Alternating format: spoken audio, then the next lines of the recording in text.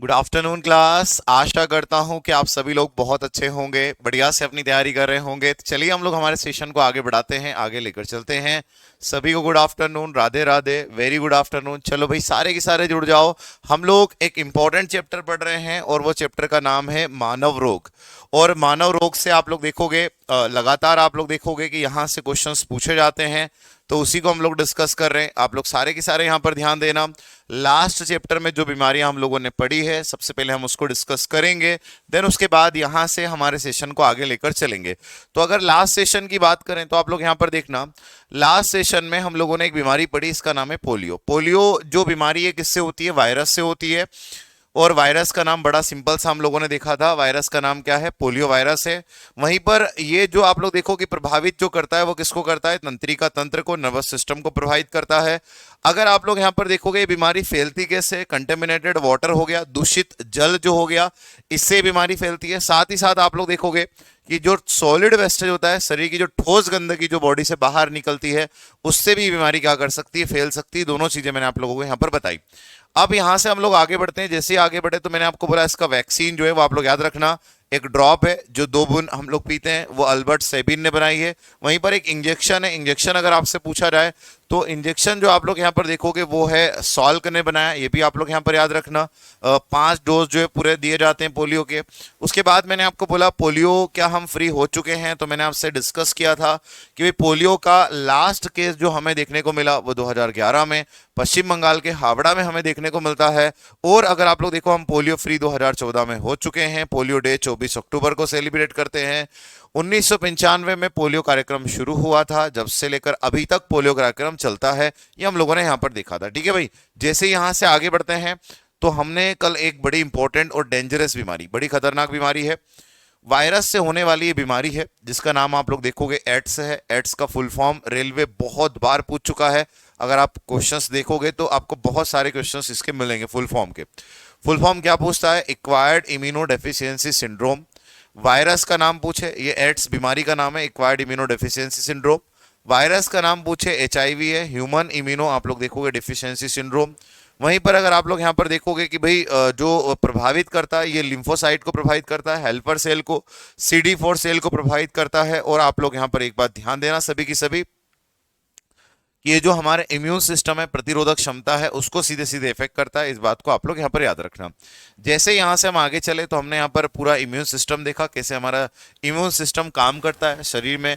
बाहर से कोई वायरस आता है तो हमारा शरीर कैसे उसको मारता है, कैसे उसके साथ डील करता है, ये हम लोगों ने लास्ट सेशन में देखा था। अब यहाँ से हम जैसे ही आगे बढ़े तो हमने देखा कौन कौन से ऐसे तरीके हैं जिससे एड्स जो बीमारी है वो फैल सकती है। तो आप लोग यहाँ पर देखोगे एड्स के फैलने का एक कारण तो मैंने आपको बताया, इन्फेक्टेड निडल, संक्रमित सुई जो है जिसके कारण ये बीमारी जो है फैल सकती है। वो साथ ही साथ ब्लड ट्रांसफ्यूजन, रक्त आदान, आप लोग यहाँ पर देखोगे जो ब्लड ट्रांसफ्यूजन मतलब एक व्यक्ति से दूसरे व्यक्ति को जो ब्लड दिया जाता है, उसमें भी ये बीमारी फैल सकती है। मदर टू चाइल्ड, अगर माता गर्भवती है, उसके पेट में बच्चा है और वो बच्चा जो है आप लोग देखोगे कि गर्भनाल से जुड़ा होता है, तो उससे भी एड्स का वायरस जो है बच्चे तक पहुंच सकता है और बच्चे को भी एड्स होने की पूरी पूरी पॉसिबिलिटी यहाँ पर होती है। वहीं पर अगर आप लोग देखोगे सेक्सुअल ट्रांसमिशन, जो लैंगिक आप लोग देखोगे सेक्सुअल ट्रांसमिशन जो डिजीज है, ये भी आप लोग देखोगे कि sir egg cell, sperm cell, शुक्राणु और अंडाणु के मिलने से भी ये बीमारी क्या कर सकती है? फैल सकती है। तो ये मैंने आप लोगों को कल के सेशन में बताया। फिर मैंने आपसे ये भी डिस्कस किया कि भाई आखिरकार जो एड्स है वो किन चीजों से नहीं फैलता। भाई फैलने का कारण तो मैंने आपको बता दिया, सेक्सुअल ट्रांसमिशन है, जो है इन्फेक्टेड निडल के कारण फैल सकता है, प्रेगनेंसी में फैल सकता है, ब्लड ट्रांसफ्यूजन फैल सकता है। लेकिन किन चीजों से एड्स नहीं फैलता ये भी आप याद रखना। एड्स के पेशेंट से हाथ मिलाने से नहीं फैलता, खाना खाने से साथ में नहीं फैलता, एड्स पेशेंट के साथ घूमने से नहीं होगा, एड्स मच्छर अगर किसी को काटा और हमें आके काट ले उससे भी एड्स नहीं होता। तो इस बात को आप लोग याद रखना। इतने सारे आप लोगों को मैंने बताए जिनसे आप लोग देखोगे एड्स जो है वो क्या करता है सर? नहीं फैलता है। अब यहां से हम आगे बढ़े थे और आगे बढ़ने के बाद में हमने इसका टेस्ट देखा। टेस्ट होता है एलिसा। एलिसा का फुल फॉर्म होता है एंजाइम लिंक इम्यूनोसॉर्बेंट ऐसे। इस टेस्ट को अगर पॉजिटिव आता है तो कंफर्म करने के लिए एक और टेस्ट करते हैं, वेस्टर्न ब्लॉट। और वेस्टर्न ब्लॉट से जब कंफर्म हो जाता है कि हाँ भाई व्यक्ति को एड्स है, तो आप लोग देखो कि फिर डॉक्टर्स कह देते हैं कि आपको एड्स हो चुका है। ठीक है, तो आप लोग यहाँ पर याद रखना। अब हम यहाँ से आगे बढ़ते हैं। जैसे हम लोग आगे बढ़ेंगे तो आप लोग यहां पर देखोगे कि सर एड्स का पहला पेशेंट जो है इंडिया में हमें कहां देखने को मिलता है। तो आप यहां पर सारे के सारे इस बात का ध्यान रखना कि अगर आपसे पूछा जाए एड्स का पहला पेशेंट, फर्स्ट पेशेंट अगर आपसे पूछा जाए, फर्स्ट पेशेंट अगर आपसे पूछा जाए इंडिया का, तो हमारे कंट्री में अगर आप लोग देखोगे कि पहला ये मंकी से आई है बीमारी, ये मंकी रिलेटेड डिजीज है। मंकी से ये बीमारी किस में आई है? ह्यूमन में, मानव में जो आई है ना, ये मंकी से आई है। तो ह्यूमन में ये प्रवेश करी है मंकी से। और पहला पेशेंट अगर इंडिया की अगर हम लोग बात करें तो हमारे कंट्री में जो सबसे पहला पेशेंट है वो कहां पर मिला था? तो आप याद रखना वो हमें मिला था तमिलनाडु में। तो तमिलनाडु में अगर आप लोग देखोगे पहला पेशेंट हमें देखने को मिला था। तमिलनाडु आप सभी लोग जानते हैं कि सर ये कहां पर है, ये आप लोग जानते हैं चेन्नई में है। तो चेन्नई में आप लोग देखोगे हमें सबसे पहला जो पेशेंट है एड्स का वो हमें देखने को मिला था। ठीक है भाई, तो ये आप लोग याद रखना। अब यहां से हम लोग आगे बढ़ते हैं। जैसे ही आगे बढ़ेंगे तो आप लोग देखोगे हमने सिम्टम्स भी देखे, भाई कौन कौन से सिम्टम्स है, इन सारी चीजों को हम लोगों ने यहाँ पे डिस्कस किया आप लोगों से। अब यहां से आगे बढ़कर अगली जो वायरस से होने वाली बीमारियां हैं उन पर हमारा डिस्कशन है। और अगली जो वायरस से होने वाली बीमारियां हैं उनमें अगर आप लोग यहां पर देखोगे तो दो बीमारियां मैं अगर आप लोगों को यहां पर बताऊं, एक आप लोग देखो स्मॉल पॉक्स और दूसरा आप लोग देखोगे जो है भैया यहां पर चिकन पॉक्स, जिसको हम लोग चेचक के नाम से जानते हैं। स्मॉल पॉक्स को जो है बड़ी चेचक बोलते हैं, इसको हम लोग बड़ी चेचक के नाम से भी जानते हैं, याद रखना। सॉरी, इसको छोटी चेचक के नाम से जानते हैं, इसको बड़ी चेचक के नाम से जानते हैं, दोनों को चेचक के नाम से हम लोग जानते हैं। अब अगर आप लोग यहां पर देखोगे स्मॉल पॉक्स और चिकन पॉक्स की अगर हम लोग बात करें तो आप यहां पर एक चीज देखो, इनका वायरस का नाम हमसे पूछा जाता है कि भाई इसके वायरस का नाम क्या है, जो बड़ा ही इंपॉर्टेंट है, ये आप लोग यहां पर याद रखना। ठीक है भाई, तो वायरस का नाम अगर मैं आप लोगों को बताने की कोशिश करूं तो ये वायरस से होने वाली बीमारी है। तो यहां पर हम सबसे पहले देखते हैं वायरस।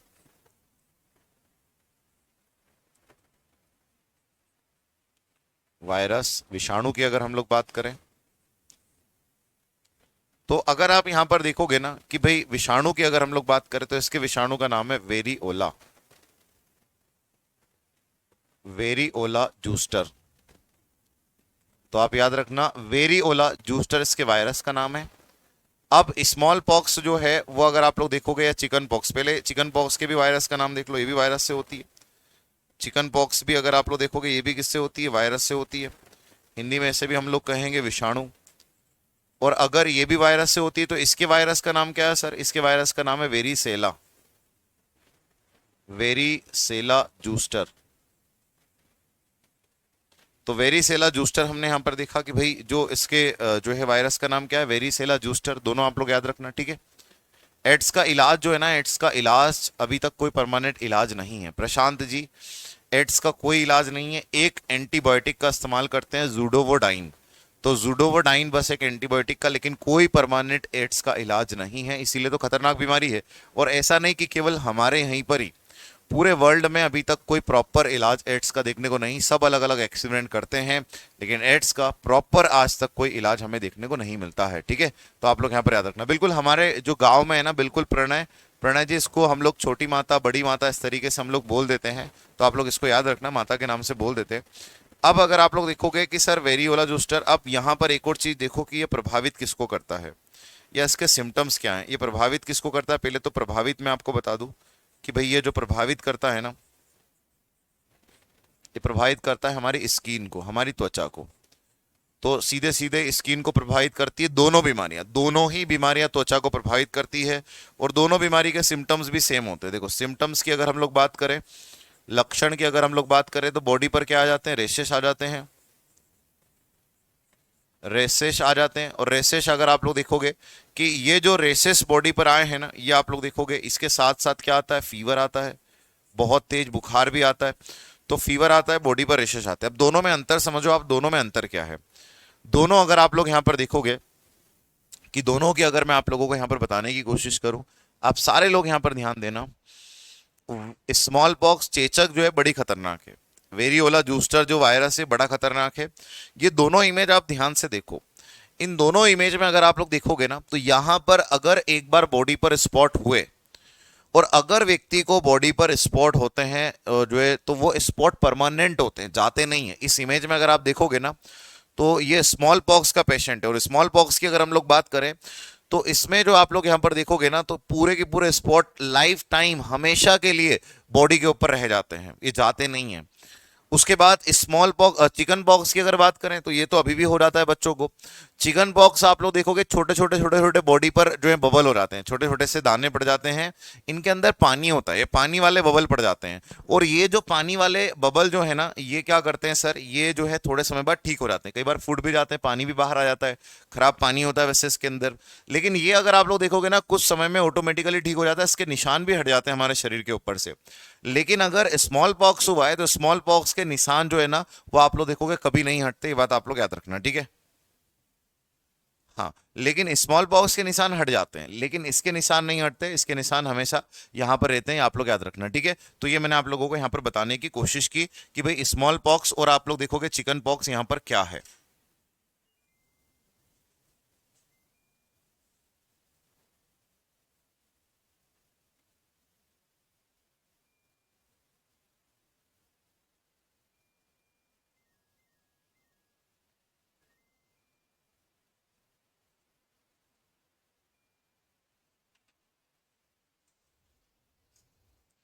तो ये आप लोगों ने यहां पर देखा, बिल्कुल ठीक है। तो इसके निशान जो है वो नहीं जाते, ठीक है। बिल्कुल, छोटी माता और बड़ी माता के नाम से इसको क्या किया जाता है भाई, जाना जाता है। इसको स्मॉल है तो इसको छोटी माता के नाम से भी जानते हैं, इसको हम लोग छोटी माता बोलते हैं, और इसको हम लोग बड़ी माता के नाम से जानते हैं, ठीक है। तो आप याद रखना, इनके नाम जो हैं बड़े इंपॉर्टेंट है, छोटी माता और बड़ी माता के नाम से इनको जाना जाता है, कई बार इनको बोला जाता है, ठीक है। तो ये जो है आप लोग याद रखना, गांव में बोल देते हैं छोटी माता बड़ी माता इस तरीके से। अब एक चीज यहां पर देखो, ये जो स्मॉल पॉक्स है ना, इसका वैक्सीन बन चुका है, इसका जो वैक्सीन है बन चुका है, इसका जो टीका है ये बन चुका है। स्मॉल पॉक्स जो बीमारी है ना, इस स्मॉल पॉक्स, दोनों को ही चेचक बोलते हैं, इस स्मॉल पॉक्स का टीका बन चुका है, और इसका टीका जो है ना, ये फर्स्ट वैक्सीन है, फर्स्ट वैक्सीन है, याद रखना आप लोग, फर्स्ट वैक्सीन है। पहला इसको हम लोग टीका बोलते हैं, पहला टीके के नाम से इसको हम लोग जानते हैं।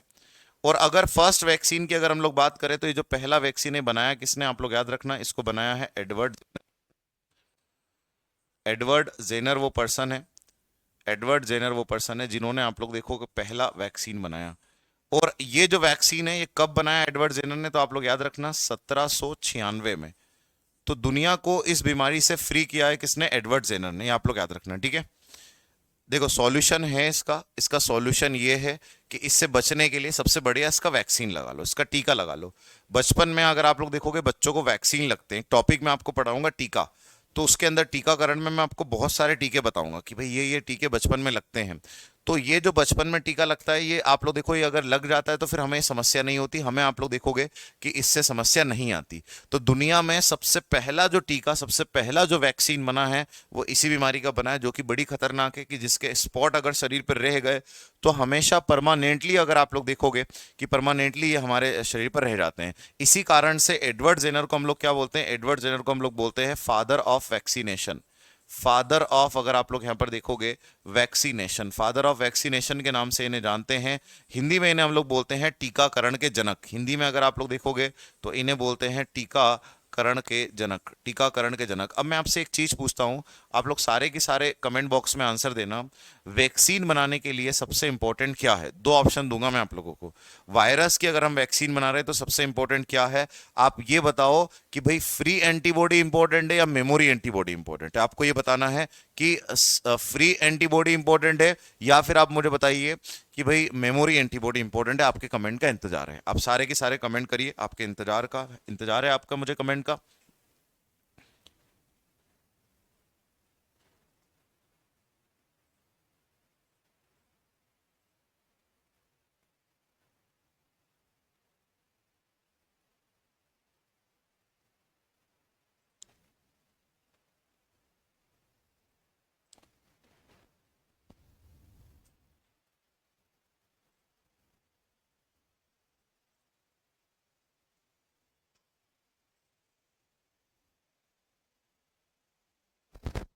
बताओ भाई, सारे के सारे बहुत बढ़िया, बहुत अच्छी तरीके से आपने आंसर किया है कि सर जो है श्रीनिवास हो या फिर तनु हो, दिलीप हो, मनोज हो, आप सभी लोगों ने करेक्ट आंसर दिया, मेमोरी एंटीबॉडी, क्योंकि हम पढ़ चुके हैं वैक्सीन आखिरकार कैसे बनता है। ठीक है, तो ये आप लोग याद रखना। तो ये जो है बड़ी चेचक छोटी चेचक आप लोग याद रखना, बड़ा इंपॉर्टेंट है। अब हम लोग यहाँ से आगे बढ़ते हैं। आगे बढ़कर आप लोग देखोगे कि सर ये तो हमने पूरा यहाँ पर देख लिया कि कौन कौन से वायरस है। अगली बीमारी पर आते हैं। अगली बीमारी को अगर आप लोग यहाँ पर देखोगे तो वो है हेपेटाइटिस। इसको हिंदी में भी हम हेपेटाइटिस ही बोलते हैं कि भाई हिंदी में भी अगर आपसे पूछा जाए तो हेपेटाइटिस के नाम से ही इन्हें जानते हैं, हेपेटाइटिस के नाम से ही इन्हें हम लोग जानते हैं। अब आप लोग यहाँ पर एक चीज समझना सबसे पहले तो, कि जो हेपेटाइटिस जो बीमारी है वो किससे होती है। तो ये होती है वायरस से। ये किससे होती है सर? वायरस से। हेपेटाइटिस किससे होती है? वायरस से। हिंदी में हम लोग कहेंगे विषाणु से होती है। और अगर वायरस की अगर हम लोग बात करें तो आप लोग यहाँ पर सारे के सारे ध्यान देना, हेपेटाइटिस वायरस से होने वाली बीमारी है। वायरस का नाम क्या है? वायरस का नाम अगर आपसे पूछा जाए तो वायरस का नाम है हेपेटाइटिस। हेपेटाइटिस अगर आप लोग यहां पर देखोगे ए, बी, सी, डी और ई। देखो कितने वायरस है? 5 है तो बहुत सारे हैं, लेकिन हेपेटाइटिस में 5 वायरस बड़े इंपॉर्टेंट है जो आप लोग यहां पर याद रखना। ठीक है, तो 5 वायरस बड़े इंपॉर्टेंट है। एक आप लोग देखोगे हेपेटाइटिस ए हो गया, बी हो गया, सी हो गया, डी हो गया और ई हो गया। तो ये 5 जो है बड़े इंपॉर्टेंट है, इनको आप लोग याद रखना। दूसरी चीज अगर मैं आप लोगों को यहां पर बताने की कोशिश करूं कि सर हमने यहां पर एक चीज ये देखा कि ये तो वायरस से होता है। दूसरी बात, ये प्रभावित किसको करता है सर? अगर हेपेटाइटिस जो है हमारे शरीर के अंदर आ जाए तो प्रभावित अंग कौन सा होगा? कौन सा हमारे शरीर में अंग जो है प्रभावित होगा? तो आप लोग याद रखना, ये लीवर को प्रभावित करता है। हेपेटाइटिस का वायरस जो है ना, ये लीवर को, यकृत को प्रभावित करता है, हमारे लीवर को, जो कि मानव शरीर का सबसे बड़ा आंतरिक अंग है, 1.5 से 2 किलो का होता है, उसको इफेक्ट करता है ये। कौन सा वायरस? हेपेटाइटिस। अगली चीज अगर आप लोग यहाँ पर देखोगे कि सर ये जो बीमारी है, इस बीमारी को अगर हम लोग देखें कि भाई इसके सिम्टम्स क्या हैं, इसके सिम्टम्स अगर हम लोग यहाँ पर देखेंगे कि भाई इसके सिम्टम्स क्या हैं, लक्षण क्या हैं, कैसे पता चलेगा हमें कि भाई जो है कि हेपेटाइटिस हुआ है। तो इसके लक्षण अगर मैं आप लोगों को यहाँ पर बताऊं तो पूरा की पूरा मैंने आप लोगों के लिए यहाँ पर एक चार्ट रखा है, लेकिन फिर भी मैं आपको एक कॉमन सिम्टम्स बताता हूँ। लीवर में सूजन हो जाती है, स्वेलिंग ऑफ लीवर, ये कॉमन सिम्टम है, स्वेलिंग ऑफ, आप लोग देखोगे स्वेलिंग ऑफ लीवर।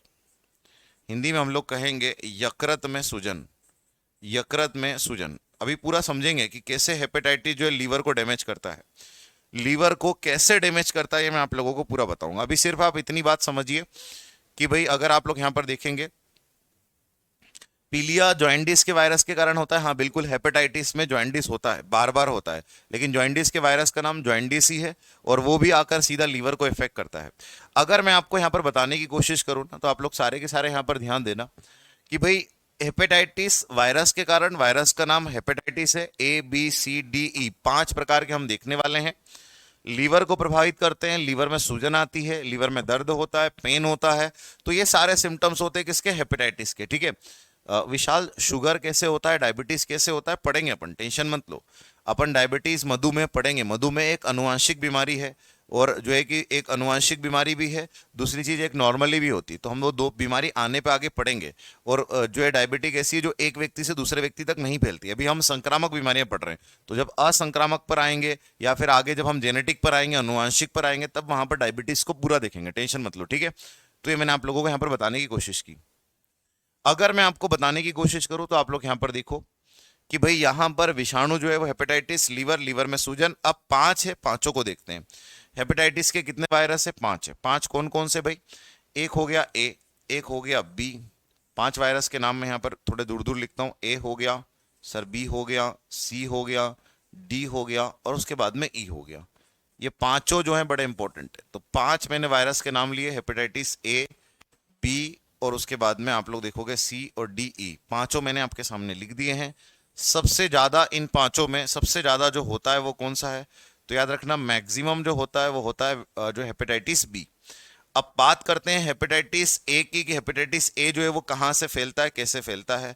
तो हेपेटाइटिस ए जो फैल सकता है वो फैल सकता है माउथ से, मुख से फैल सकता है, प्लस आप लोग देखोगे खाने से, फूड से फैल सकता है ये, कि भाई हमारे माउथ से एंटर कर जाए शरीर के अंदर, माउथ से एंटर, भोजन से एंटर कर सकता है ये। तो ये जो बॉडी के अंदर एंटर करेगा ये माउथ से और भोजन से हमारे शरीर के अंदर एंटर कर सकता है कि भाई हमने भोजन खाया, हमारे माउथ में आ गया, पहुंच सकता है ये वायरस, ऐसे इस तरीके से वायरस पहुंच सकता है। दूसरा आप लोग देखो जो है कि भैया जो ई वाला ये भी सर हमारे माउथ से एंटर कर सकता है, हमारे मुख से। और मुख से किसके माध्यम से, तो आप लोग देखोगे सर भोजन के माध्यम से। तो भोजन के माध्यम से, फूड के माध्यम से ये हमारी बॉडी के अंदर जो है वो क्या कर सकता है सर, प्रवेश कर सकता है। अब एक बात मैं आपको बता दूं, अगर हेपेटाइटिस ए और हेपेटाइटिस बी किसी को हुआ है तो इन दोनों को 6 सप्ताह में ठीक किया जा सकता है। अगर आप 6 वीक तक लगातार बढ़िया से दवाई लेते हैं, 6 सप्ताह तक अगर आप बढ़िया से दवाई ले रहे हैं तो आपका हेपेटाइटिस ए भी ठीक हो जाएगा और हेपेटाइटिस ई भी ठीक हो जाएगा। तो 6 वीक तक अगर आप लगातार, 6 सप्ताह तक अगर आप लोग लगातार बढ़िया से ट्रीटमेंट लेते हैं तो ये दोनों ठीक किए जा सकते हैं। अब बात करते हैं हेपेटाइटिस कौन सा है सर, हेपेटाइटिस बी, सी और डी। तो इसकी मैं आप लोगों को यहाँ पर बताने की कोशिश करूं तो आप लोग यहाँ पर एक चीज देखना सारे के सारे कि भाई हेपेटाइटिस जो अगर आप लोग यहाँ पर देखोगे कि सर बी, सी और डी हैं, ये तीनों कैसे फैलते हैं। तो हेपेटाइटिस बी, सी, डी तीनों की बात करें तो ये फैलते हैं ब्लड से, ये फैलते हैं ब्लड से। आंसर होगा रक्त से। याद रखना है किससे फैलते हैं, ब्लड से फैलते हैं, रक्त से फैलते हैं ये। दूसरा इनको हम बोलते हैं एसटीडी, इनको हम एसटीडी के नाम से भी जानते हैं। अब आप बोलोगे सर एसटीडी का मतलब क्या है, एसटीडी का मतलब है sexual transmitted disease, sexually transmitted disease के नाम से इसे हम लोग जानते हैं। तो ये जो है सेक्सुअली ट्रांसमिटेड डिजीज, इसको हम लोग बोलते हैं एसटीडी। तो ये ब्लड से, और आप लोग देखोगे जो है भैया सेक्सुअली ट्रांसमिटेड हो सकती है। अब आप लोग देखो ये भी संक्रमित है, ये भी वायरस से होने वाली बीमारी संक्रमित है, एक व्यक्ति से दूसरे व्यक्ति तक फैल सकती है। ठीक है भाई, कैसे फैल सकती, तो ये आप लोग देखो ना, ये भी ये ब्लड से फैल सकती है। अगर ऐसे व्यक्ति का ब्लड हमें चढ़ा दिया जाए जिसको हेपेटाइटिस हुआ है, और अगर ऐसे व्यक्ति का ब्लड हमारे शरीर में आ गया जिसको हेपेटाइटिस हुआ है, तो हमें भी हेपेटाइटिस हो जाएगा। सेक्सुअली ट्रांसमिशन क्या होता है, एग सेल स्पर्म सेल के मिलने से, यौन संबंध बनाने से ये बीमारी क्या कर सकती है, फैल सकती है। कौन सी भाई, हेपेटाइटिस। तो अंडाणु और शुक्राणु के मिलने से भी ये बीमारी क्या कर सकती है, फैल सकती है। तो ए, बी, सी, डी, ई मैंने आप लोगों को यहाँ पर 5 जो हैं वो हेपेटाइटिस बताए हैं, जिसमें से ए और ई की अगर हम लोग बात करें तो माउथ और भोजन से फैल सकता है। वहीं पर बी, सी, डी की अगर हम लोग बात करें तो ब्लड से और सेक्सुअली ट्रांसमिटेड हो सकता है। अगर ये तीनों जो हैं, अगर आप लोग यहाँ पर देखोगे कि अगर ये तीनों जो हैं बहुत ज्यादा खराब हो जाए तो बहुत ज्यादा खराब होने से लीवर कैंसर भी हो सकता है। तो इनके कारण अगर आप लोग देखोगे, इनके कारण यकृत का कैंसर हो सकता है, बी, सी और डी। और सबसे कॉमन जो सबसे ज्यादा होता है वो होता है हेपेटाइटिस बी। ये आप लोग याद रखना, ठीक है। मतलब सबसे घातक जो है ना, वो सबसे घातक कौन सा है, तो वो है आप लोग देखोगे हेपेटाइटिस जो है बी, सी और डी। और सबसे कॉमन जो सबसे ज्यादा होता है वो हेपेटाइटिस बी होता है। अब मैं आपको इसके सिम्टम्स पहले बताता हूं। इसके सिम्टम्स आप लोग देखो कि इस बीमारी के सिम्टम्स क्या है। ये जो हेपेटाइटिस बीमारी है, इसका सिम्टम सबसे पहला तो है थकान। आपको हमेशा थकान लगी रहेगी। जॉइंडिस, पीलिया बार बार होगा, आपकी स्किन येलो, आंखें पीली आपकी दिखाई देगी। मतलब आप लोग देखोगे कि पीलिया बार बार होगा। जॉइंडिस का, वायरस का नाम जॉइंडिस होता है और ये हमारे शरीर में आता है, लीवर को इफेक्ट करता है। आप सभी लोग जानते हैं लीवर से ही बनता है बिलिरुबिन, जिसके कारण हमारा ब्लड जो है वो कैसा होता है, पीला होता है। तो इसके कारण आप लोग देखोगे कि हमारा जो पूरा बॉडी का कलर है ना वो कैसा हो जाता है, पीला हो जाता है, येलो हो जाता है। ठीक है, तो ये आप लोग यहाँ पर याद रखना।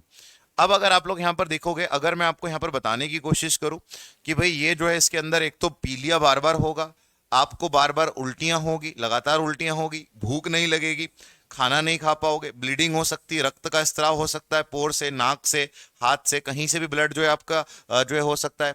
उसके बाद आप लोग यहाँ पर देखोगे डार्क यूरिन, यूरिन का कलर भी जो है वो कैसा होगा, पीला होगा। तो यूरिन का कलर भी पीला होगा। तो हमें थकान होगी, जॉइंडिस होगा, वोमिटिंग होगी, भूख नहीं लगेगी, ये सारी चीजें इसके अंदर होती है। अब ये सारे सिम्टम्स है कि हेपेटाइटिस हमारे शरीर के अंदर आ गया।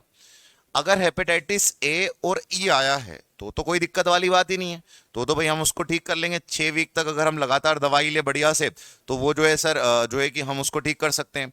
अब आप लोग यहाँ पर देखो कैंसर जो है ना, अभी भी कैंसर का एक प्रॉपर ट्रीटमेंट नहीं है। डॉक्टर कोशिश करते हैं दवाइयों के थ्रू जो है कोशिश करते हैं, लेकिन अभी भी प्रॉपर कैंसर का ट्रीटमेंट बनती नहीं है कि भाई प्रॉपर एक ट्रीटमेंट हो कि जिसके कारण व्यक्ति को बचाया जा सके। हाँ, लेकिन ये बात मैं आपको बोल सकता हूं कि अगर कैंसर अर्ली डायग्नोस हो जाए, कि हमें कैंसर फर्स्ट स्टेज में ही पता लग जाए कि व्यक्ति को कैंसर है, तो फर्स्ट स्टेज में अगर पता लगता है तो डॉक्टर्स बहुत ज्यादा जाने क्या कर लेते हैं, बचा लेते हैं। लेकिन हमारे यहाँ पर क्या है, डॉक्टर के पास में जो लास्ट थर्ड फोर्थ स्टेज होती है, जब एकदम व्यक्ति जो है लास्ट स्टेज पर होता है कि अब बचना मुश्किल ही है, तभी आप लोग देखो कि वो डॉक्टर्स के पास जाता है। अगर पहले दिन ही अगर चले जाए कि उससे लग रहा है कि यार ये सिम्टम्स कुछ मुझे कैंसर जैसे लग रहे हैं, तो डॉक्टर पास अगर चले जाए वो स्टार्टिंग फेज में ही, कि जो शुरुआत में कुछ ऐसा हुआ। भाई कैंसर क्या होता है, कैंसर अलग अलग प्रकार का होता है। सेल का जो है कि भैया कोशिका का विकास होता है बहुत ज्यादा, तो हमें कुछ ऐसा लगता है तो हम तुरंत डॉक्टर को दिखाएं, और डॉक्टर को दिखाएं तो वो उसको डायग्नोस करके उसको बचा सकते हैं। ठीक है,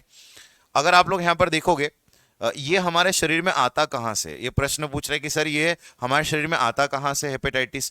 तो अगर आप लोग यहाँ पर देखोगे ना कि देखो जॉइंटिस होना अलग बात है, लेकिन लगातार जॉइंटिस होना कि भाई महीनों महीनों तक लगातार जॉइंटिस जा ही नहीं रहा, 6 महीने हो गए, साल भर हो गया, जॉइंटिस नहीं जा रहा, लगातार बना हुआ है, तो फिर डॉक्टर्स उसी समय हेपेटाइटिस की जांच भी कर लेते हैं। वो देख लेते हैं कि कहीं ब्लड में हेपेटाइटिस का वायरस तो नहीं आया। देखो वायरस जो है वो बॉडी के बाहर नॉन लिविंग है, निर्जीव है, लेकिन अब ये किसी भी तरीके से हमारे शरीर में आ सकते हैं। कि भाई अगर भोजन है, तो मैंने अभी आप लोगों को बताया कि अगर भोजन है तो भोजन में अगर मान लो किसी तरीके से हेपेटाइटिस वायरस आ गया, अब भोजन में अगर वायरस आ गया, वायरस तो कैसे भी जन्म ले सकता है, कहीं पर भी जन्म ले सकता है, तो वायरस अगर आप लोग देखोगे कि सर उसके अंदर अगर आ गया, तो अब वो भोजन हमारे शरीर में चला गया तो हमारे शरीर में पहुंच जाएगा। हेपेटाइटिस का कोई पेशेंट है जिसको हेपेटाइटिस हुआ है, उसका ब्लड किसी तरीके से हमारे शरीर में आ गया, उसका ब्लड आ गया तो हमारे शरीर में हेपेटाइटिस पहुंच गया। एसटीडी सेक्सुअल ट्रांसमिशन, अगर सामने कोई मेल फीमेल है, अगर भाई मेल को हेपेटाइटिस है और वो जो है कि भाई जो है कि फीमेल के साथ जो एग सेल स्पर्म सेल मिलती है, तो उससे भी ये बीमारी क्या कर सकती है, फैल सकती है। तो आप लोग यहाँ पर याद रखना कि ये इतने तरीके से बीमारी क्या कर सकती है, फैल सकती है, संक्रामक है, एक व्यक्ति से दूसरे व्यक्ति तक क्या कर जाती है, फैल जाती है। ठीक है भूमिका जी, अगर आपकी क्लास जो है अटक रही है ना, तो एक बार रिफ्रेश कर लो तो आपको कोई दिक्कत नहीं आएगी। ठीक है, अब हम लोग यहाँ पर देखें जो है इसका जो टीका है, इसका टीका जो है हेपेटाइटिस बी, अपन पढ़ेंगे आगे। इसका जो वैक्सीन है उसका नाम है हेपेटाइटिस बी, 24 घंटे के अंदर लगता है। हेपेटाइटिस का टीका होता है जिसको हम बोलते हैं हेपेटाइटिस बी के नाम से जानते हैं, हेपेटाइटिस बी। हेपेटाइटिस अगर आप लोग देखोगे बी, ये जो वैक्सीन है, ये वैक्सीन जो है बच्चा जब जन्म लेता है ना, ये जो टीका है, ये टीका कब लगता है, जब बच्चे ने जैसे ही जन्म लिया तो उसके 24 घंटे के भीतर ये वैक्सीन लगता है। 3 टीके लगते हैं, मैं आगे आपको पढ़ाऊंगा, जब टीके पढ़ाऊंगा तो बताऊंगा। जैसे ही बच्चे ने जन्म लिया ना, तो सबसे पहले 3 खतरनाक बीमारियों के उसको वैक्सीन लगते हैं। सबसे पहला लगता है टीबी का, जिसको बोलते हैं बीसीजी। अपन आगे टीबी जब बीमारी पढ़ेंगे तो बताऊंगा, बेसिलस कैलमेट गुरीन। बीसीजी का टीका लगता है बाएं हाथ में, उल्टे हाथ में लगता है, और यहाँ पर निशान भी रहता है हमारे शरीर में, निशान कभी कभी निशान नहीं भी रहता है, लेकिन मैक्सिमम लोगों को उल्टे हाथ में जब टीबी का वैक्सीन लगता है तो उसका निशान जो है वो रह जाता है। टीबी एक खतरनाक बीमारी, हवा से फैलने वाली बीमारी, जब अपन पढ़ेंगे तब बताऊंगा। हेपेटाइटिस का टीका लगता है, पोलियो का टीका लगता है 24 घंटे के भीतर जब बच्चे ने जन्म लिया, और अगर आप लोग यहाँ पर देखोगे स्वस्थ होता है तो उसको ये टीका लगता है। ठीक है, तो ये आप लोग यहाँ पर याद रखना। अब हम लोग यहां से जैसे ही आगे बढ़ते हैं तो मैं आपको ये बता रहा हूं कि लीवर को कैसे प्रभावित करता है। तो भाई यहां पर ये तो पहले बना दिया आपके लिए लीवर, कि आप लोग देखोगे ये है लीवर। लीवर का वजन आप सभी लोग जानते हैं 1.5 से 2 किलो का हमारा ये लीवर होता है। अब इस लीवर के अंदर अगर आप लोग देखोगे ना, छोटी छोटी कोशिकाएं होती हैं लीवर के अंदर, छोटी छोटी छोटी छोटी सेल होती हैं, और ये छोटी छोटी सेल जिनसे मिलकर ये लीवर बना होता है, उनको हम बोलते हैं हेपेटिक सेल। हेपेटिक, आप लोग देखोगे इसको हम हेपेटिक सेल के नाम से जानते हैं, हेपेटिक सेल के नाम से, हेपेटिक कोशिका के नाम से इसे हम लोग जानते हैं। और यही हेपेटिक कोशिका जो है वो क्या बनाती है, bile juice. Bile juice Hindi में से हम लोग बोलेंगे पित्तरस। आप सभी लोग जानते हैं लीवर से कौन सा रस बनता है, पित्तरस। दूसरी बात आप लोग देखोगे इसके अंदर एक और जो है कोशिका पाई जाती है, जिनको हम लोग बोलते हैं कुफर कोशिका। कुफर कोशिका पाई जाती है। और अगर कुफर कोशिका की बात करें तो ये जो कुफर कोशिका है ना, ये कुफर कोशिका जो है वो आप लोग देखोगे कीटाणुओं को नष्ट करती है। कीटाणुओं को आप लोग देखोगे, कीटाणुओं को क्या करती है, कीटाणुओं को नष्ट करती है, कीटाणुओं को नष्ट करती है। तो याद रखना 2 सेल होती हैं, जो आप लोग देखोगे कि हेपेटिक, और आप लोग देखोगे कि भाई कौन सी, कुफर कोशिका। हेपेटिक बाइल जूस पित्तरस बनाती है।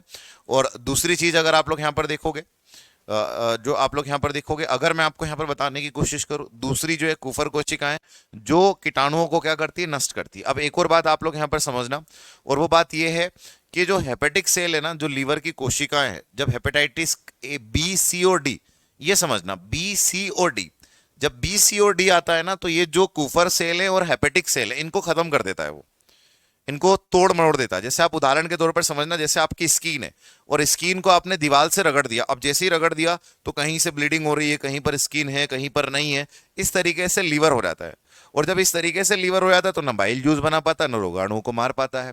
धीरे धीरे फिर जो लीवर है ना, वो जो है कड़क होने लगता है, मतलब वो हार्ड होने लगता है। और जब हार्ड होने लगता है, लीवर की जो सेल्स हैं वो चिपक जाती हैं आपस में, ठीक से काम नहीं करती। इसको सिरोसिस बोलते हैं। क्या बोलते हैं भाई? सिरोसिस। तो लीवर जब आप लोग देखोगे डैमेज होता है ना, तो इसको सिरोसिस के नाम से भी जानते हैं।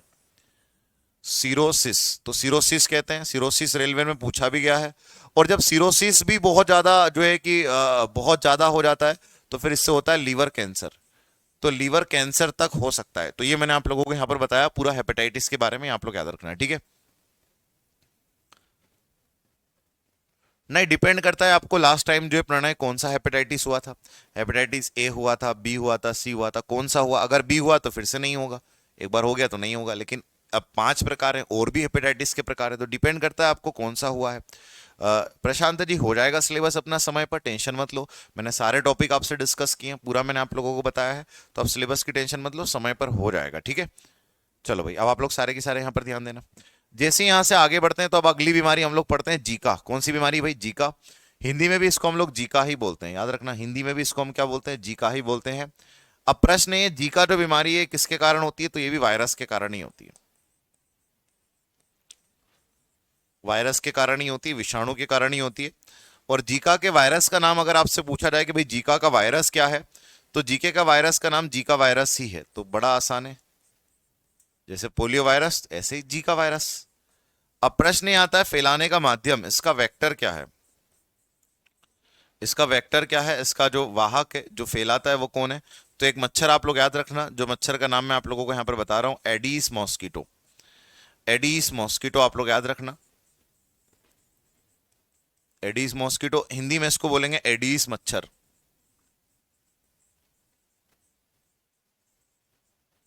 एडीज मच्छर जो है वो आप लोग देखोगे इस बीमारी को फैलाता है, ठीक है। हाँ, हो जाएगा, बिल्कुल हो जाएगा। एएलपी से पहले आप लोग देखोगे हो जाएगा, टेंशन मत लो, ठीक है। एलपी से पहले अपने बहुत सारे टॉपिक जो है वो कंप्लीट हो जाएंगे, तो बिल्कुल टेंशन ना लेना। और फिर रेलवे आपको लगातार एग्जाम मिलेगी, और फिर यूट्यूब पे मैं क्वेश्चंस भी कराता हूँ, वो भी आप लोग सॉल्व किया करो, ताकि आपको पता लगे कि जो एलपी हो या फिर आप लोग देखो सारे के सारे, आज भी अपनी 3 बजे क्लास है यूट्यूब पर, तो वहां पर भी आप लोग जुड़ना, जहां पर रेलवे में आए हुए सारे के सारे प्रश्न जो है हम लोग उसको क्या करते हैं, सॉल्व करते हैं कि रेलवे में कैसे प्रश्न पूछे जाते हैं। एलपी हो, एनटीपीसी स्टेशन मास्टर की एग्जाम हो, या फिर आप लोग देखो आरपीएफ की एग्जाम हो, ग्रुप डी हो, ये सारे एग्जाम आपको मिलने वाले हैं। और आप लोग देखोगे कि सर की वीडियो भी आ चुकी है, जिसके ऊपर आरपीएफ की वैकेंसी आ चुकी है, और लगभग 4,000 के आसपास जो वैकेंसी है, तो वो भी आप नोटिफिकेशन जरूर देखना, ठीक है।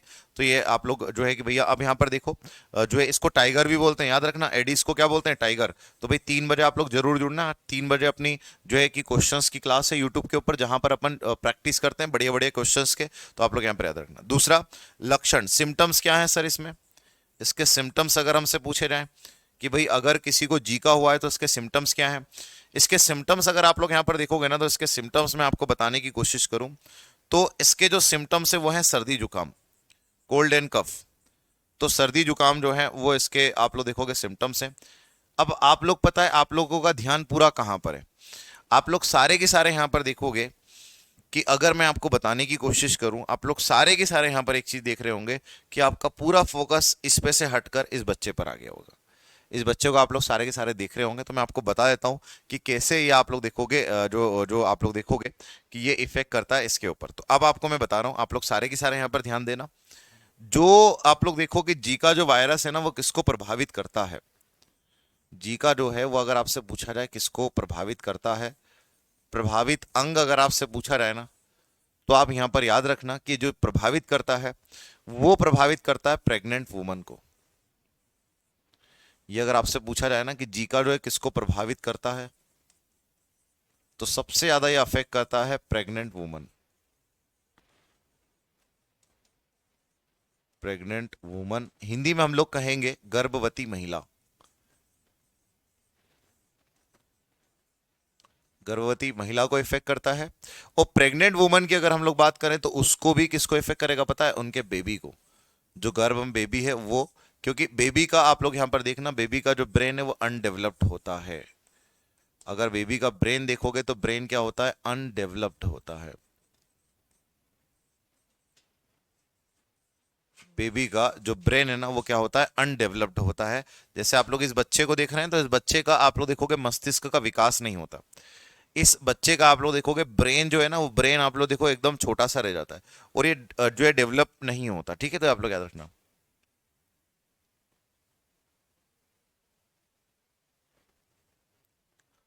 सुंदरम राय, PYQ प्रीवियस ईयर के क्वेश्चंस हम लोग करते हैं। आज 3 बजे हम लोग वहां पर करेंगे, एप्लीकेशन पे भी करेंगे, जो आपका टेस्ट लेना है मुझे तो वो भी करेंगे, लेकिन वहां पर भी आप लोग जुड़ा करो। 3 बजे वहां पर भी हम लोग सारे के सारे करते हैं, तो बिल्कुल क्वेश्चन करते हैं PYQ। सुंदरम राय जी, यहाँ पर आप लोग देखो, इस बच्चे को अगर आप यहाँ पर देखोगे ना तो इस बच्चे का जो ब्रेन है ना वो आप लोग देखो छोटा सा रह गया, मतलब अनडेवलप्ड है, पूरी तरीके से डेवलप नहीं हुआ। और ये जो है इस तरीके से जो बच्चे रहते हैं इनको जो अफेक्ट करता है वो कौन सा वायरस? जीका। अफ्रीका वगैरह में ये आपको बहुत ज्यादा देखने को मिलेगा, अपने यहाँ पर इतना देखने को नहीं मिलता। लेकिन ये एडिस मच्छर जो है ना ये आप लोग देखोगे, ये जो है इसको क्या करता है? ये आप लोग देखोगे इसको फैलाता है, इस बीमारी को फैलाता है कि भाई एडिस मच्छर इस वायरस को खाता है, फिर आप लोग देखो हमें अगर काट लेता है तो हमें भी ये बीमारी हो सकती है। ठीक है, अब आप लोग यहाँ पर देखो, मैं आपको थोड़ा सा मच्छर तीनों मच्छर जो है वो एक जगह पर बताता हूँ। जो मच्छर है ना वो आप लोग यहाँ पर एक जगह पे लिखो, इनसे होने वाली बीमारियां भी एक जगह पे लिखना। सबसे पहला मच्छर मैंने आपके सामने लिखा female Anopheles. Female Anopheles, Hindi में से कहेंगे मादा एनाफिलीज।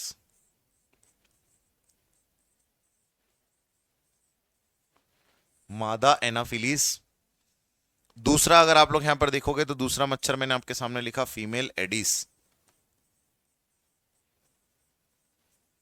फीमेल एडिस, इसको हम लोग हिंदी में बोलेंगे मादा एडिस। मादा एडिस। और तीसरा मच्छर मैंने आपके लिए लिखा फीमेल क्यूलेक्स। फीमेल क्यूलेक्स, मादा क्यूलेक्स। अब देखो इनसे कौन कौन सी बीमारियां होती है, आप लोग सारे के सारे यहां पर देखना। ठीक है, इनसे कौन कौन सी बीमारी होती है मैं आप लोगों को बताने की कोशिश करता हूं। ठीक है,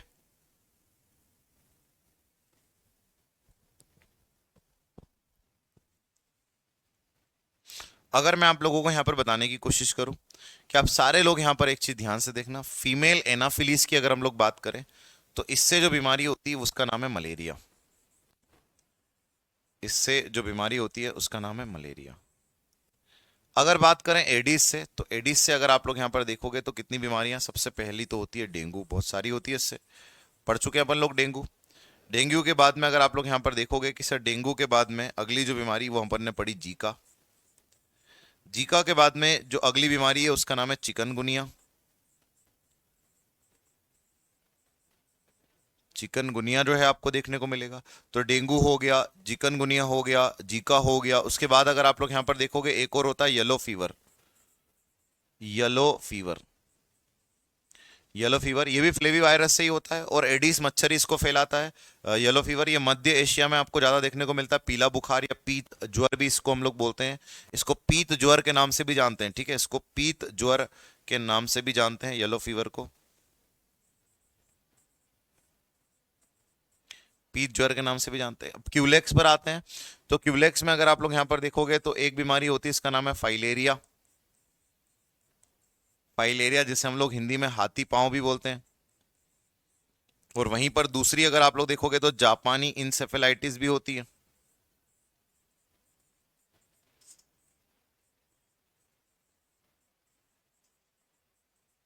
जापानी इंसेफेलाइटिस। अब मैं आप लोगों को यहां पर ये बीमारियां आप लोग याद रखना कि कौन से मच्छर से कौन सी बीमारी होती है। अगर बात करें मलेरिया की, आप सभी लोगों को पता है मलेरिया में तेज बुखार आता है, हाई फीवर हमें आता है, शरीर के अंदर बहुत तेज बुखार आता है। दूसरा आप लोग देखोगे डेंगू के अंदर भी फीवर आता है, प्लेटलेट घट जाते हैं। जीका मैंने आप लोगों को बताया था, जीका भी आप लोग जानते हैं कि अभी पढ़कर आए हैं, ब्रेन बच्चे का अनडेवलप्ड रह जाता है। चिकनगुनिया क्या है, इसमें जॉइंट्स दर्द करते हैं, जॉइंट्स दर्द करते हैं, व्यक्ति चल नहीं पाता, उठ नहीं पाता। ये उसके बाद में येलो फीवर, ये भी आप लोग देखो, पीला बुखार, इसमें आंखें पीली होती है, स्किन पीली हो जाती है, बुखार आता है, मध्य एशिया में बहुत ज्यादा होता है, अफ्रीका वगैरह में। फाइलेरिया हाथी पांव क्या होता है, हाथी पांव ये भी क्यूलेक्स मच्छर से होता है। हाथी पांव इसलिए होता है कि पैर में अगर मच्छर काट ले तो धीरे धीरे पैर बड़ा होने लगता है, हाथी की तरह हो जाता है, इसमें फ्लूइड भर जाता है। इसमें आप लोग देखोगे कि जो पस होते हैं, पसेस होते हैं, वो भर जाते हैं इसके अंदर। उसके बाद आप लोग देखो जापानी इंसेफेलाइटिस, ब्रेन से मस्तिष्क में सूजन आ जाती है, तंत्रिका तंत्र को प्रभावित करता है, ये भी इस मच्छर के कारण होता है। ठीक है, तो मैंने आप लोगों को यहाँ पर बताया था। ठीक है, अब आप लोग देखो कि एक क्वेश्चन आ रहा है कि सर सारे मच्छर फीमेल ही क्यों है। विराज बोल रहे भाई सारे मच्छर फीमेल ही क्यों होते हैं। हाँ, और यहां पर जो है कि भाई जो आप लोग देखोगे कि जो है कि प्रमेय भी बोल रहे हैं कि फीमेल मच्छर ही काटते हैं, मेल क्यों नहीं। तो आपके भैया प्रश्न का मैं आंसर दे देता हूं कि सारे के सारे मच्छर फीमेल ही क्यों हैं। उसके पीछे लॉजिक ये है, मादा इसलिए है कि आप लोग एक बात, सारे मेरी बात ध्यान से सुनना, सारे मच्छर फीमेल इसलिए हैं, उसके पीछे का लॉजिक ये कहता है कि जब फीमेल है ना, मादा है, शब्द क्या है, मादा मतलब गर्भ में अंडे हैं, बच्चे हैं, तो उन्हें भी न्यूट्रिशन चाहिए, बच्चों को भी चाहिए, अंडों को भी, उनको भी चाहिए, जो उनके पेट में अंडे या बच्चे हैं उनको भी न्यूट्रिशन चाहिए, खुद मादा को भी चाहिए। और न्यूट्रिशन की सबसे बढ़िया जगह कौन सी, हमारी ब्लड, क्योंकि हम जो भी खाते हैं, कार्बोहाइड्रेट, प्रोटीन, विटामिन, जो भी आप खाओगे वो फाइनली आकर कहाँ मिलेगा, ब्लड में। तो वो आते हैं, हमें काटते हैं और हमारे अंदर से न्यूट्रिशन लेने की कोशिश करते हैं, तो न्यूट्रिशन लेकर जाते हैं, लेकिन हमारे लिए तो हार्मफुल है ना, हमें तो बीमारी फैला सकते हैं, इसीलिए हम उन्हें भगा देते हैं। और मॉर्टिन, ऑल आउट, ये सारी चीजें जो है जला कर रखते हैं। तो आप लोग यहाँ पर ये बात ध्यान रखना, ठीक है भाई। फाइलेरिया का इलाज स्टार्टिंग में संभव है दीपक, फाइलेरिया अपन बीमारी पढ़ेंगे आगे, लेकिन फाइलेरिया का इलाज संभव है जब स्टार्टिंग में हो। लेकिन अगर बहुत देर हो जाती है तो कई बार पैर काटना भी पड़ता है, पैर को काटना भी पड़ता है, क्योंकि बहुत ज्यादा इन्फेक्शन जो है वो क्या कर जाता है, फैल जाता है। ठीक है, बिल्कुल। चलो, चलो भाई आगे बढ़ते हैं हम लोग यहाँ से। अगली बीमारी जो है उसका नाम है रेबीज। तो अब हम लोग रेबीज के ऊपर आते हैं, रेबीज को हम लोग देखते हैं। ठीक है भाई, अगर रेबीज की अगर हम लोग बात करें तो सबसे पहले रेबीज में ये पूछा जाएगा कि रेबीज जो है ये किसके कारण होता है, तो ये भी वायरस के कारण। रेबीज भी जो है वो किसके कारण होता है, वायरस के कारण। तो भाई रेबीज के वायरस का नाम अगर हमसे पूछा जाए, रेबीज के विषाणु का नाम अगर हमसे पूछा जाए, तो रेबीज के विषाणु का नाम आप लोग याद रखना, रेबड़ा वायरस। रेबड़ा वायरस। अब कोई ऐसे मत बोलना रबड़ी वायरस है, रबड़ी वायरस नहीं है भाई, रेबड़ा वायरस है ना, ये आप लोग याद रखना, रेबड़ा वायरस है।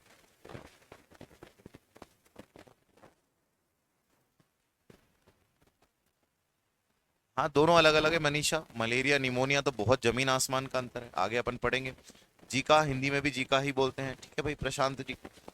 अगर आप लोग यहाँ पर देखोगे, रेबड़ा वायरस फैलने का माध्यम, स्प्रेड अगर आपसे पूछा जाए कैसे फैलता है सर, स्प्रेड जो है वो डॉग के काटने से फैल सकता है, डॉग के काटने से, बैट चमगादड़ के काटने से, कुत्ते के काटने से, चमगादड़ के काटने से, कैट बिल्ली के काटने से। उसके बाद अगर आप लोग देखोगे लोमड़ी के काटने से, लोमड़ी के काटने से, गीदड़ के काटने से, जंगली जो मंकी है, बंदर है, उसके काटने से। तो इन सारे जानवरों के काटने से इनकी लार में होता है रेबड़ा वायरस। याद रखना, इन सब की लार में अगर मैं आप लोगों को यहाँ पर बताने की कोशिश करूं, तो इन सब की लार में अगर आप लोग देखोगे ना, तो इन सब की लार में आपको क्या मिलेगा, इन सब की लार में आपको रेबड़ा वायरस जो है वो देखने को मिलेगा। रेबड़ा वायरस इन सब की लार में मिलेगा। अगर ये हमें काट लेते हैं तो भाई आप लोग यहाँ पर देखोगे, सबसे बढ़िया इससे बचाव का उपयोग है, अगर इन्हें हम लोगों को काटा तो हमारा तुरंत काम ये है कि हम क्या करा लें, वैक्सीन लगा लें।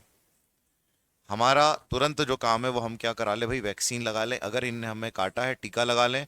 टीके में 5 इंजेक्शन लगते हैं, एक तो जीरो पे जिस दिन काटा है उसी दिन लगवा लो, तीसरे दिन लगवाओ, 7वें दिन लगाओ, 14वें दिन लगाओ और 28वें दिन लगाओ। तो आप अगर इतने दिनों तक जो है 5 जो है वैक्सीन, पहले तो 14 वैक्सीन लगते थे भाई, अब आपको केवल 5 लगाना है। अगर आप 5 वैक्सीन लगा लेते हैं, 0, 3, 7, 14, 28, तो आप सुरक्षित हैं, आपको कोई दिक्कत नहीं। ठीक है, हाँ बिल्कुल कुमार गौरव जी, बिल्कुल सफिशिएंट है, टेंशन ना लो। ठीक है, तो इनके काटने से अगर आप लोग यहाँ पर देखोगे ना, इनके काटने से ये जो है बड़ा इंपॉर्टेंट है। अब आप लोग यहाँ पर एक और बात ध्यान से सुनना, इसके सिम्टम्स अगर आपसे पूछा जाए कि भाई इसके लक्षण क्या है, सिम्टम्स अगर आपसे पूछे जाएं कि भाई अगर किसी को रेबीज हुआ है तो इसके सिम्टम्स क्या हैं, इसके लक्षण क्या हैं, तो इसके लक्षण है पहले तो हाइड्रोफोबिया।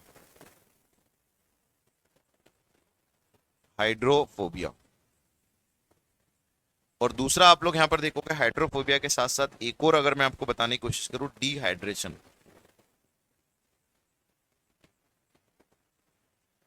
हाइड्रोफोबिया और डिहाइड्रेशन। हाइड्रोफोबिया को हिंदी में भी हम लोग हाइड्रोफोबिया बोलते हैं,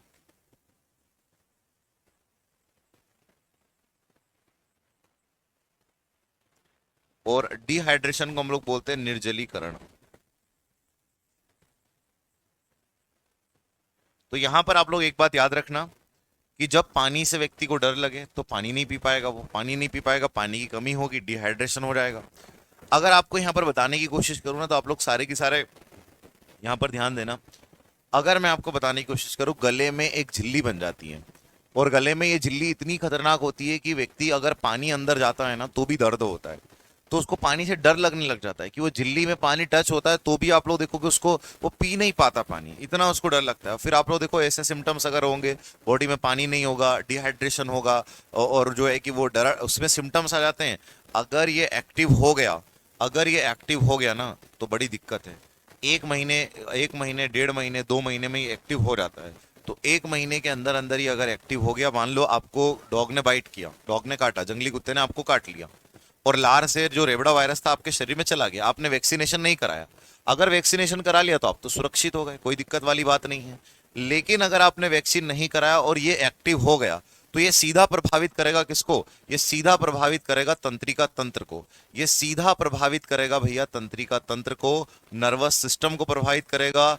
जो व्यक्ति है वो डॉग की तरह उसके अंदर सिम्टम, अगर डॉग ने काटा है तो डॉग की तरह उसके अंदर सिम्टम्स आएंगे, कैट ने काटा है कैट की तरह सिम्टम्स आएंगे, पानी से डर लगेगा, वो पी नहीं पाएगा, और इसका कोई परमानेंट अभी तक इलाज नहीं है। इसमें आप लोग देखो व्यक्ति की मृत्यु भी होती है, इसमें व्यक्ति की मृत्यु हो जाती है अगर एक्टिव हो गया तो। इसीलिए ये जानलेवा बीमारी है, बड़ी खतरनाक बीमारी है।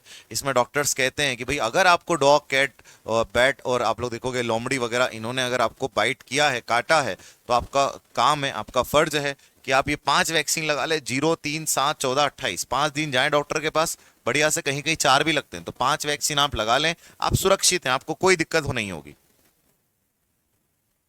कोई भी कुत्ता काटे तो हो सकता है, जरूरी नहीं कि वो जंगली हो, लेकिन कोई भी कुत्ता अगर हमें काट ले तो आप लोग देखोगे वो हमें हो सकता है, ठीक है। हाँ जी।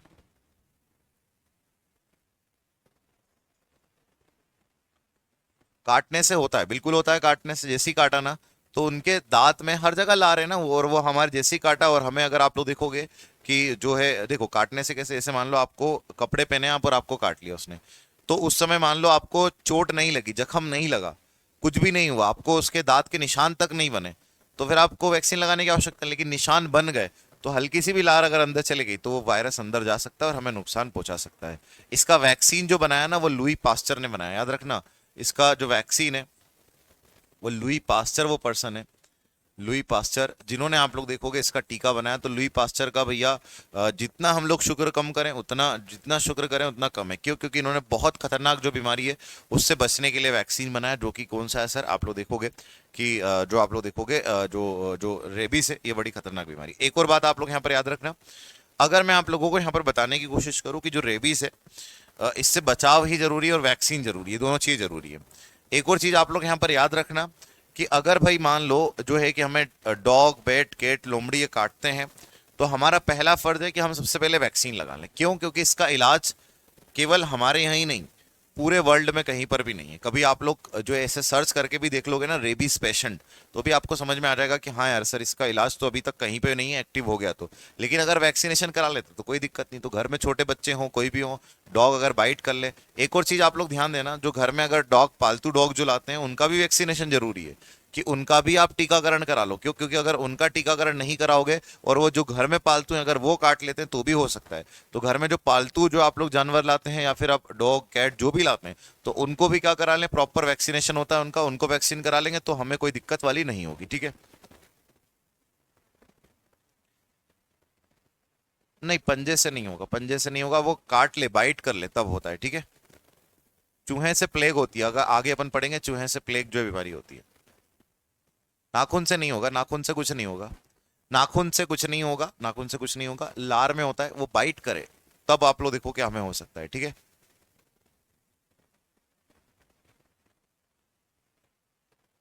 चलो भाई, तो ये मैंने आप लोगों को यहाँ पर इसके बारे में बताया। तो आज अपना समय हो चुका है। अगली क्लास में जब मिलेंगे अपन, तो अपन आगे जो और भी बीमारियां हैं, इनके बारे में हम लोग पढ़ेंगे, इनके बारे में डिस्कस करेंगे। तो आज अपना समय हो चुका है। तो आज हम लोग पूरी की पूरी क्लास जो है उसको हम लोग देख लेते हैं कि भाई हमने क्या क्या डिस्कस किया। अच्छा, एक चीज, 3 बजे अभी अपन लोग मिलेंगे, 3 बजे आप सारे के सारे लोग जरूर जुड़ना, जहां पर हम बढ़िया बढ़िया से क्वेश्चन जो है वो सॉल्व करेंगे, ठीक है भाई। तो ये आप लोग यहाँ पर याद रखना। टेस्ट हम लोग यहीं पर हम लोग क्वेश्चन सॉल्व करेंगे। रक्त परिसंचरण तंत्र के रेलवे में आए हुए प्रश्न जो है वो इसी एप्लीकेशन की क्लास में हम लोग सॉल्व करेंगे। और मिक्स क्वेश्चन हम लोग 3 बजे यूट्यूब पर सॉल्व करते हैं, तो वहां पर हम लोग मिक्स क्वेश्चन सॉल्व करते हैं। तो भाई आज जो हमारी क्लास है ना, इसको हम लोग यहीं पर रखते हैं, और अगली क्लास में जब हम लोग यहाँ मिलेंगे तो आगे इसको कंटिन्यू करेंगे। राकेश जी पूछ रहे हैं सर, इंसान के काटने पर नहीं होता भाई। मैंने यहाँ पर लिखा ना, ये जानवर जो लिखे इनके काटने पर होता है, ठीक है। तो आप लोग इस बात को याद रखना। चलो आज का सेशन यहीं तक रखते हैं। आशा करता हूँ आज सभी लोगों को अच्छा लगा होगा, और बढ़िया से आप लोग जो है रिवाइज भी करते रह रहे होंगे साथ साथ, और चीजें अच्छे से समझ में आ रही होगी। तो thank you class, thank you so much. जय हिंद।